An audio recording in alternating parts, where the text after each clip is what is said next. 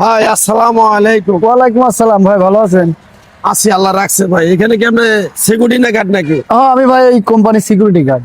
বাজান, আমি একটা কথা কবা চাই তোমারে। বলেন। আমার যদি এই জায়গায় একটা চাকরি দিতে আমার প্রচুর একটা উপকার হইতো। আর ভাই চাকরি খালি নাই ভাই, হ্যাঁ? খালি নাই, চাকরির কোনো অবস্থা নাই। দেখেন, একটা সিকিউরিটি ইচ্ছা করলে একটা মানুষের যে কোনো সময় একটা চাকরি বাকরির ব্যবস্থা করে দিতে পারে, আমি জানি। দেখে তো খুব ভালো মনে হচ্ছে বাবা। না বাবা, চাকরি নাই, আপনি ওইদিকে দেখেন, চাকরি ওইদিকে। কেউ গিয়ে জায়গায় খুলবা, যাও যাও। ও চাকরি করে মনে হয় ভাই। হ্যাঁ, চাকরি করে। তাহলে ভাই আমার একটা চাকরি করে দেন। না না না, যান যান যান, বিরক্ত করেন না তো, যান, স্যার আসলে আবার বকতে নেই। শুনেন ভাই, আজকে আমি অসহায় হয়ে কিন্তু আপনাদের কাছে দাঁড়ায় আইছি। ভাই আমার ম্যাডামরা আসলে আমাকে বকবিনি, আপনি যান তো। দেন একটা চাকরি আমার, দেন বাবু। চাকরি নাই, ম্যাডামরা আসলে আমাকে বকবিনি, আপনি যান। বাবারে আমার টাকা দিয়ে ভালো দিতেছ কে নিকে ভাই আমারে? বাবারে চাকরি। আসসালামু আলাইকুম ম্যাডাম। কি ব্যাপার এখানে জ্ঞান থাকতো না? ম্যাডাম, এই যে ইনি আসছে একটা চাকরির জন্য, তো আমাদের তো কোনো চাকরি বাকরি কোনো কিছু খালি নাই। আমাদের তো সেকশনে কোনো লোক নেওয়া হবে না ভাই।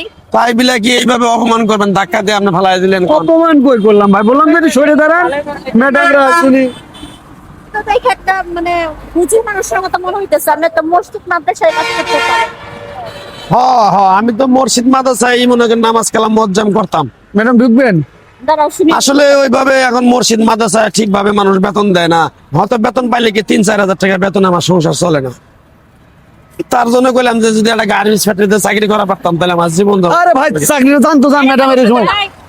কথা শুনতে খারাপ ব্যবহার করতেছে। তাই আমি গার্মেন্টস এর গেটে গেটে ঘুরতাছি। আর বর্তমান মসজিদে মুয়াজ্জিম করে 3-4 হাজার টাকা বেতন পেলে আমার 4-5 জন পোলাপান আছে, আমার সংসার চলে না। বা তাই আমি বলছিলাম একটা যদি চাকরির ব্যবস্থা হইতো তাহলে 2 মুঠা সুন্দরভাবে খাওয়া পারতাম। কথা কিন্তু মন্দ বলে নাই। আমরা কিন্তু আমাদের বাচ্চাদেরকে পড়াই যে টিচাররা 3-4 হাজার নিচে কিন্তু বেতন দেয় না একটা টিচার, অথচ মাসে কত দিন পড়ায়? সর্বোচ্চ 9 দিন, তাই না? 9 দিনে কিন্তু মাস ধরে, 15 দিনে মাস ধরে।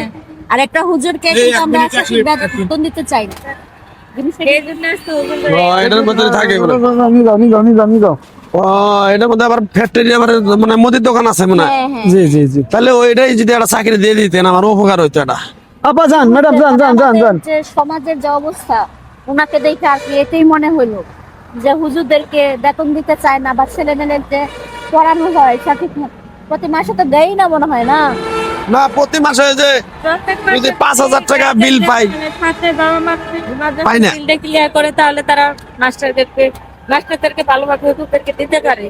গার্জেনরাই তো ক্লিয়ার করে না, তাদেরকে কি করে দিবে? এমনিতে অল্প টাকা, তারপরে আবার বাকি থাকে।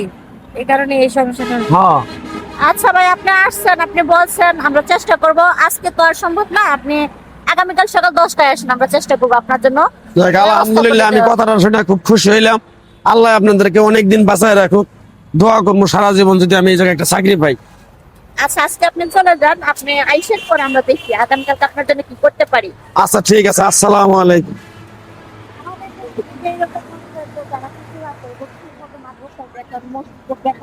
দিত তাহলে কিন্তু এই পরিণত হতো।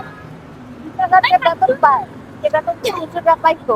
তাহলে কিন্তু এমন না, ওদের সংসার, তাই না? ওদের কিন্তু সংসার চলে না এই অবস্থা করে।